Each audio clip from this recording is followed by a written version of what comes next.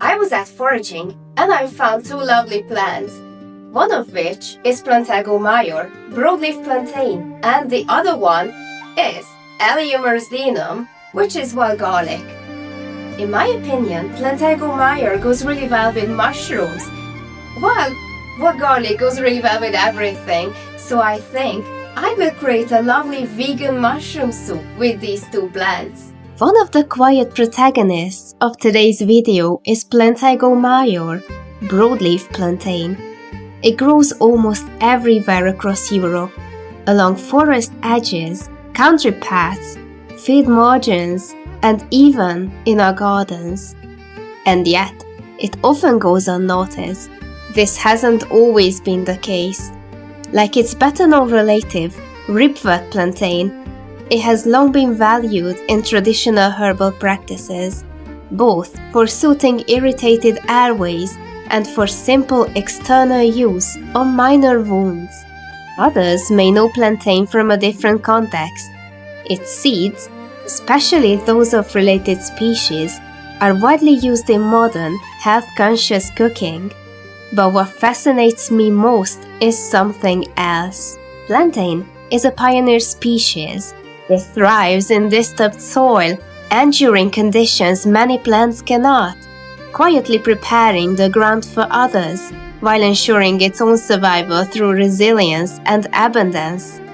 Its flowers are modest, easy to overlook, but they still offer nourishment for pollinators.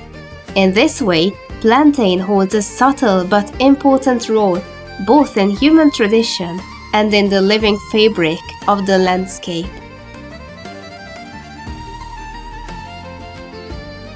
As you can see, I kept the ingredients very simple: dried tarragon, parsley, and sweet marjoram, a pinch of pepper, olive oil, and a cup of plant-based cream.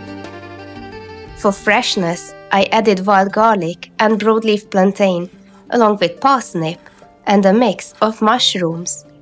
For the mushrooms, I used 3 varieties: shiitake, button mushrooms, and oyster mushrooms.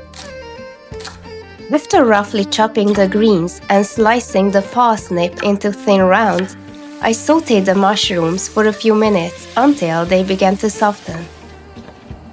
Then I added just enough water to lightly cover them and stirred in the herbs, spices, and parsnip. I let everything simmer gently for about 15 minutes. In the end, I blended it into a smooth, rich cream. I served it with a few roasted mushroom slices and some croutons on top. Thank you for being here. If you'd like to support the channel, you can like, comment, or subscribe. It truly means a lot.